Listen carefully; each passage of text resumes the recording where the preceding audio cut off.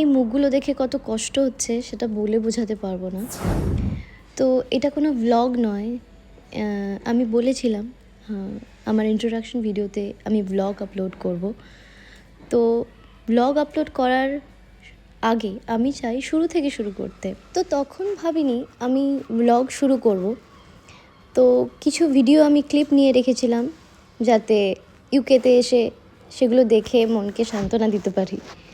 তো যাই হোক, hello everyone, welcome to my channel Tulip ভার্সে তোমাদেরকে অনেক অনেক অনেক স্বাগত জানাই। তো এটা ছিল 10 তারিখ বুধবার। তখন বাজে হয়তো বেলা 12টা, আমার ঠিক সময়টা মনে নেই। তো আমরা বেরিয়ে পড়েছিলাম কলকাতার উদ্দেশ্যে। আমাদের ফ্লাইট ছিল 12 তারিখে আর্লি মর্নিং 3টে সাড়ে 3টের সময়। তো আমরা চেয়েছিলাম যে ছোট বাচ্চা নিয়ে একটু আগেই পৌঁছে যাওয়া যাক। তো বুধবার আমরা 10 তারিখ, জুনের 10 তারিখ আমরা রওনা দিয়েছিলাম কলকাতায়। তো কলকাতায় কখন গেলাম, কিভাবে গেলাম, সবই এই ভিডিওতে কিছু কিছু ক্লিপ নেওয়া আছে, তো তোমরা দেখতে পারবে। তো ওই যে বললাম তখন বাজে বেলা 12টা, আমি সারাটা ঘরের একটা ভিডিও নিয়ে রাখছিলাম যাতে অ্যাটলিস্ট এই মুখগুলো দেখতে পারি এখানে এসে, কারণ বলেইছিলাম এখানে আসাটা একটু কষ্টসাধ্য। তো যার জন্য আমার ব্যালকনি, আমার সিংহাসন, আমাদের রুম, আমাদের ঘরের যা যা আছে সব কিছু একটুখানি ক্যামেরাবন্দি। ঘরের হাল খুবই বাজে দেখে বোঝা যাচ্ছে, কারণ এখানে আসার একটা প্রিপারেশন ছিল, প্লাস অনেক কেনাকাটা ছিল। তো কান্নাকাটির পর্ব শেষ করে আমরা বেরিয়ে পড়েছিলাম। এই ভিডিওটা যখন আমি ভয়েস ওভার দিতে বসছি না, এই মুখগুলো দেখে এত কান্না পাচ্ছিল। প্লাস আমাদের গাড়িতে বসে আমরা এটাই আলোচনা করছিলাম যে আবার কবে আসবো, হয়তো তাড়াতাড়ি আসবো, 1 বছরে 1-2বার আসবো, এসবই আলোচনা করতে করতে আমরা হোটেলে পৌঁছে গেছিলাম।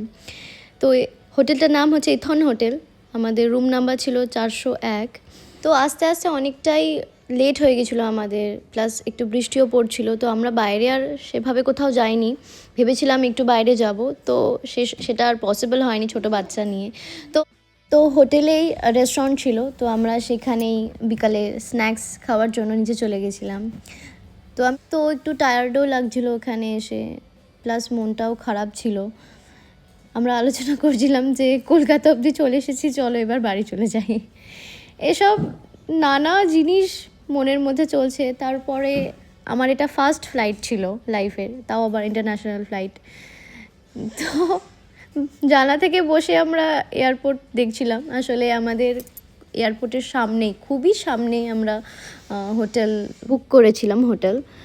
তো জানলা দিয়ে তাকিয়ে তাকিয়ে ওটাই ভাবছিলাম যে পরের দিন আমরা ওখানে যাব, এয়ারপোর্টে যাব। রাত্রেবেলার ভিউটা অসম্ভব সুন্দর লাগছিল, প্লাস বারবার বৃষ্টি হচ্ছিল সেদিন। তো সব কিছু মিলিয়ে মিশিয়ে কেমন যে একটা অনুভূতি আমি বলে বোঝাতে পারবো না। সেদিন এত পেট কামড়া ছিল ভেতরে ভেতরে, এক তো ভয়, প্লাস একটা নতুন আমরা এক্সপিরিয়েন্স করব লাইফে, একটা বড় ডিসিশন নিয়েছি, সেটাতে যেন আমরা সফল হয়, সেসব অনেক নানা ধরনের আলোচনা আমরা দুজনে মিলে করছিলাম। আর খালি বাইরে তাকিয়ে তাকিয়ে দেখছিলাম এয়ারপোর্টের ভিউ। এক তো বাড়ির কাউকে এখানে আনিনি, কারণ ওই এয়ারপোর্ট অবধিই যাবে, তারপর কোনো কথাবার্তা আর হবেই না। একবার যে আমরা ঢুকে গেলে আর তাদেরকে দেখতে পারবো না। তো যার জন্যই আমরা বারণই করেছিলাম যে তোমরা এসো না, আমরা ঠিক ম্যানেজ করে নেব। তো যার জন্যই 10 তারিখে আমরা বেরিয়ে পড়েছিলাম।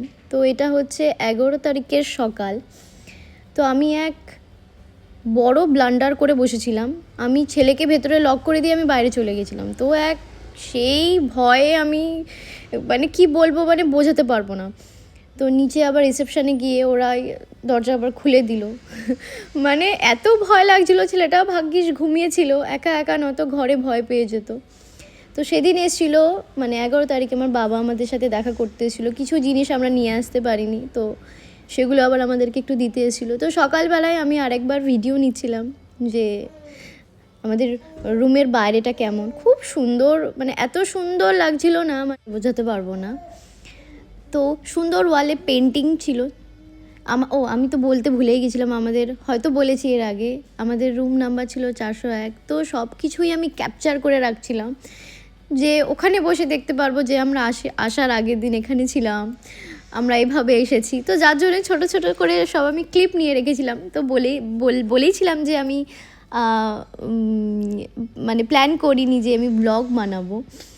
তো যখন বানাচ্ছি তো সেভাবে ভিডিওগুলো নেওয়া হয়নি, জাস্ট ছোট ছোট করে কিছু ক্লিপ নেওয়া ছিল।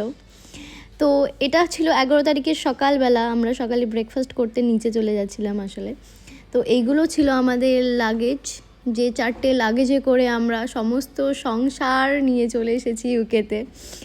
তাই লাগেজগুলোরও ভিডিও নিয়ে রেখেছি।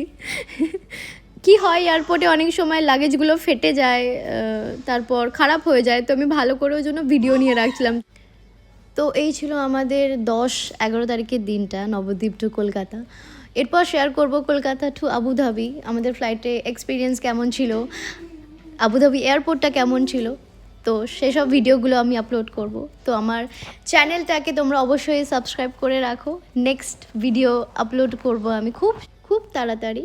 তো তোমরা খুব ভালো থেকো, সুস্থ থেকো, দেখা হবে আমার নেক্সট ভিডিওতে কলকাতা টু আবুধাবি। তো এখনকার জন্য টাটা।